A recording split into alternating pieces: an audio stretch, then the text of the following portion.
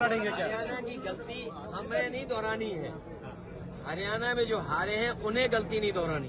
और क्योंकि भारतीय जनता पार्टी बहुत ही होशियार पार्टी है, हरियाणा हारी हुई जगह पर उन्होंने सरकार बना ली, इसलिए हम लोगों को सावधान रह करके और अपने वोट को बचा के भी रखना है। क्योंकि बीजेपी के लोग जानते हैं महाराष्ट्र की सरकार अगर नहीं बनी तो दिल्ली की सरकार चली जाएगी, और महाराष्ट्र की सरकार इसलिए नहीं बनेगी क्योंकि महाराष्ट्र में लोग रोजगार और नौकरी करते थे।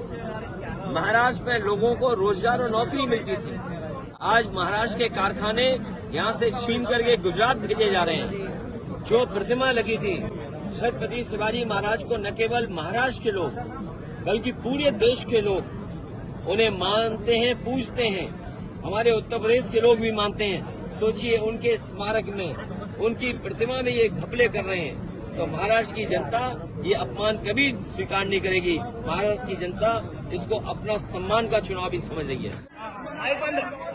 आप यहाँ पर आए हो, क्या कहेंगे? महाराष्ट्र भारतीय जनता पार्टी और महायुति गठबंधन ने महाराष्ट्र की जनता को महादुखी किया है।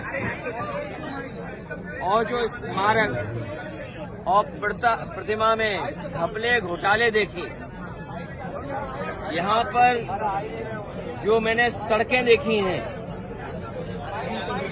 महाराष्ट्र में भ्रष्टाचार नहीं महाभ्रष्टाचार चल रहा है। इन सब का जवाब इस बार जनता देने जा रही है। और महाराष्ट्र की सरकार, महायुति की सरकार, ये जनता के चुने हुए वोटों से सरकार नहीं बनी है। ये हत्याई हुई सरकार है। दबाव बना के, खोखा दे करके और लोगों को डरा करके सरकार बनी है। लोगों की जांच करके, लोगों को डरा करके, खोखा दे करके ये सरकार इन्होंने बनाई है। महाराष्ट्र की सरकार तो जाएगी जाएगी बीजेपी की, महाराष्ट्र के साथ दिल्ली की सरकार भी नहीं बचेगी। दिल्ली की सरकार भी जाने का काम होगा, क्योंकि दिल्ली की भी सरकार पूरे सहयोग और समर्थन वाली सरकार नहीं है। इसलिए महाराष्ट्र का ऐतिहासिक चुनाव होने जा रहा है। हमें उम्मीद है कि हमारी पार्टी ने जो सीटें मांगी हैं उन सीटों को शामिल होकर के हम लोग चुनाव लड़ेंगे। बीजेपी को हरा लें, और बीजेपी को हराने के इसलिए बीजेपी को हराना जरूरी है क्योंकि हमारे देश की जो संस्कृति है वो मिली जुली संस्कृति है। हमने सबको अपनाया है, उन्होंने हमें अपनाया है। जो लोग यहाँ आए, उस भारत भूमि पर जो लोग आए उन्हें अपना लिया। सर दुनिया और मालेगांव और ये जो जगह है महाराष्ट्र, इसी से नारा दिया था क्विट इंडिया।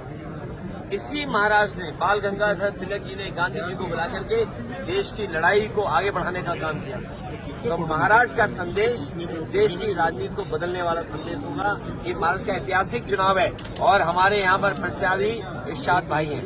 हाँ सर ओबीसी के जनगणना के बारे में विरोधी पक्ष ने सर ओबीसी एनडीए में समाजवादी पार्टी ने 12 सीटें मांगी हैं। 2 विधायक हमारे हैं और हम वो लोग हैं जो कभी कभी कम सीटों पे भी संतुष्ट हो जाते हैं। कम से कम सम्मान की तरह जिस तरीके से समाजवादी लोग यहाँ तैयारी कर रहे हैं, इरशाद हैं। कल हम लोग मालेगांव थे, क्या ऐतिहासिक कार्यक्रम था। बारिश के बाद भी लोग हटे नहीं, गए नहीं। तो ऐसे तमाम सीटें हैं जिनकी जानकारी हमने दे दी। जहां पार्टी मजबूत है उनकी सीटें भी हमने घोषित कर दी। और एक बात मैं बताना चाहता हूं, मुझे तो ये बताया जाता था कि सबसे अच्छी सड़क महाराष्ट्र की है। कल मैं मालेगांव से लेकर के धुलिया आपके शहर तक आया हूं, मैं गड्ढे नहीं गिन पाया। ये टोल इसीलिए लेते हैं, लगता है गड्ढा भरने के लिए, लेकिन इस टोल से गड्ढा नहीं भरा जाता। आपकी जेब से पैसा निकाल करके ये अपनी जेब में रख ले रहे हैं, और इसका परिणाम ये है कि सड़कों पे गड्ढे हैं। हमारे यहाँ उत्तर प्रदेश में जो सड़कें बनी हैं उसमें आप हवाई जहाज उतार सकते हैं। और जिस समय समाजवादी लोगों ने सुकोई, मिराज और हरक्यूलिस सड़क पे उतारा था, उसी समय देश के प्रधानमंत्री जी, देश के सड़क मंत्री ने ये कहा था कि हम ऐसी 30 हाईवे बनाएंगे जिन पर हवाई जहाज उतर सकता है। बताओ, यहाँ के तो सड़क मंत्री हैं, क्या आपके धुले और मालेगांव के बीच में हवाई जहाज उतर सकता है?